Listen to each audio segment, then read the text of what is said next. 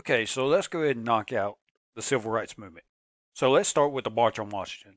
This event had been planned for quite some time.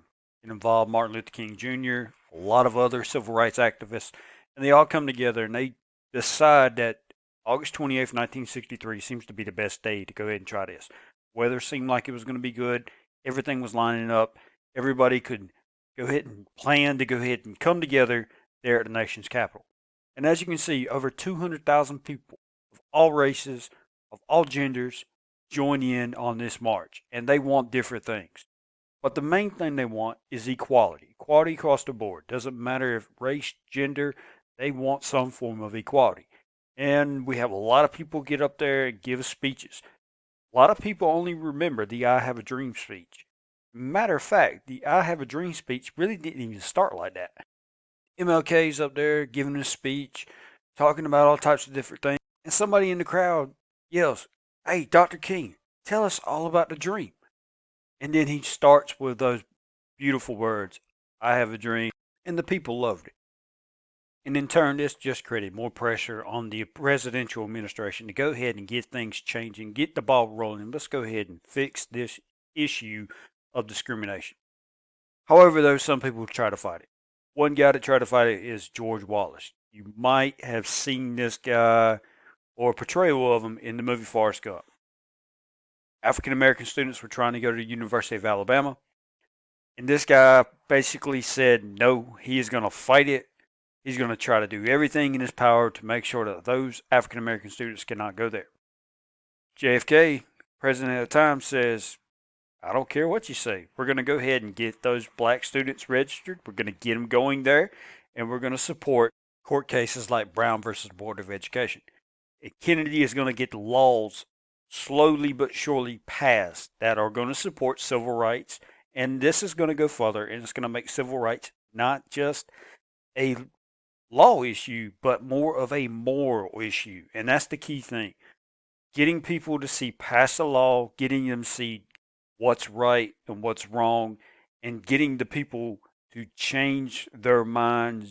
But that wasn't always a easy thing to do. It was a hard thing, especially if people have been living like that for generational, which we were talking about previous lessons. This stuff is kind of passed on from one generation to the next generation. Kids know what they are taught, and what they are taught a lot of times comes from their parents. Now, George Wallace will go on to run for president actually one time, and luckily he does not win. Now, many people consider Malcolm X to be a very controversial figure. I don't. I think he's like most humans. They grow over time, they're defined by their experiences, and plus, they can change. Now, he was born Malcolm Little. His mother was a byproduct of rape by a Scottish white man, and his father was pretty much a very religious man who would not bow down and accept what the KKK was doing. And because of that, the KKK would eventually kill him. And Malcolm had to witness all this at a very young age. And he grew up noticing that the system was rigged, it just wasn't right, things weren't working, and he pretty much turned to a life of crime. And they catch him on stealing something, which would not be all that long of a sentence. However, though, there was a white woman involved in there as an accomplice, and the court system looks at it and says, "Hey, you corrupted this white woman's mind. You were probably having sex with her and everything else like that." And so they sentence him to a much harsher sentence. Now, while he's in prison, he encounters a group of people known as the Nation of Islam, and slowly but surely he starts to see their ways and see how maybe they might be right, and how that black people have to look after black people. Because the rest of the nation wasn't really caring about the black people. They're throwing them to the side. And so he really jumps on this whole idea, this whole movement. And when he gets out, he's going to advocate for black revolution. And he's going to quickly climb up the ranks of the Nation of Islam in America. And a lot of people in the Nation of Islam are very happy about this, but at the same time, they're very scared of his quick ascend and his quick climb. And so they start to have some concern that Malcolm X may become bigger than what they are. Now, at the start of this climb, he's going to advocate for black revolution, black separatism. You know, You got to count on black people helping out black people. He did not want any white people being involved in this movement. He looked at them as they were the enemy, they were everything that was wrong in America. And then the organization started butting heads against what he was becoming. He was becoming this larger than life figure, and they really were afraid of that. He was already appealing to so many frustrated African Americans who were seeing that things weren't changing in some areas. He was the guy that got things done. And so during this conflict with him and the Nation of Islam, he decided to go ahead and fulfill one of the pillars of faith within the Nation of Islam. So he took a trip to Mecca. While he's in Mecca, he's realizing that all types of different races are coming together, celebrating Islam. They're all working together for a common cause. And it changes his whole outlook on things that races can come together, work on something. So when he comes back to America, he publicly states, look, I'll allow white people to help, anybody to help, as long as it benefits African Americans and helps us get closer to the goals of civil rights. He included people like Martin Luther King Jr., who he had already pretty much butted heads with before. Now, the Nation of Islam in America did not like this movement, and they will eventually have him assassinated on February 1965. So that brings us to the civil rights movement. This happens after JFK has been assassinated. Lyndon Baines Johnson is president. Got this famous picture here where Martin Luther King Jr. is there. And this is going to be a huge game changer. Now, it will take time to go ahead and unfold the rest of the way in the proper way, but it allows African Americans to get equal access to public accommodations.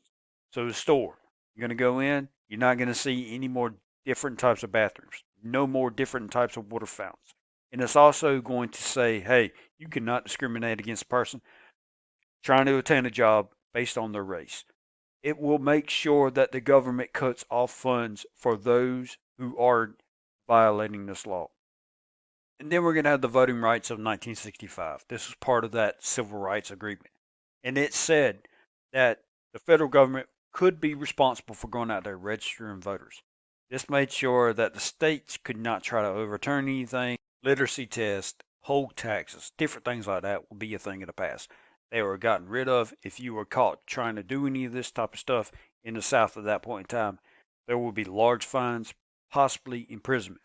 And so the amount of African Americans that actually go out there and register to vote in the South, particularly, skyrockets. Now, there is still some sort of discrimination. We deal with this today. We have de jure discrimination, which is discrimination is outlawed by law, and de facto discrimination. This is kind of like you make the choice. And we still do have this in society today. Now, I have noticed over my tenure of teaching that this is starting to kind of go away. I remember just going into a lunchroom and I'd see all the white kids sit together, all the black kids sit together, all the Hispanic kids sit together. Now it's becoming a lot of people just all sitting at a table of multi different types of races. And that's a good thing. We are finally getting to that point where we have melted down everything. We have all become and kind of created that brand new type of culture. So we're going to end here. We've got some important organizations. We have the SNCC, which is the Student Nonviolent Coordination Committee. This is going to ensure that a lot of people get the right to vote or register to vote. In 1964, only 5% of African Americans in the state of Mississippi were registered to vote. In a few years, that number will quickly skyrocket. It will go a lot higher. We're talking like 80, 85%, maybe even higher. Depends on what polls you're looking at. And they're going to be underneath the leadership of Stokely Carmichael, who will later on transition into this idea of black power. A lot of people in SNCC did not like that at that point in time. And another group will be known as the Black Panthers. The Black Panthers were a group of African Americans who were becoming very frustrated about the slow change. And I can understand their plight. I mean, we still kind of have in some areas today where things have not changed all the way. We still hear stories about blacks becoming targets in certain areas by white police, and they offered the idea of, hey, maybe we should go ahead and arm ourselves against some of these corrupt cops. Now, with corrupt cops, there are some out there. Um, I wish there weren't, but that's the reality we have to live in. The good thing is, a lot of those corrupt cops, they're being exposed, they're getting out, and I would say the majority of our cops are genuinely good people. Only thing I would advise is whatever they say, don't try to challenge it. Don't try to be this social media hero. Do whatever they ask. It's better to go home than to be in a body bag. So that is going to conclude our notes for the civil rights movement. I will go ahead and post the test up. Like I said, always have 3 chances to do your best. Please take advantage of that. I miss you. I love you. Hope everything goes back to normal as it can be here pretty soon. But who knows? Continue to do whatever the CDC says and take care.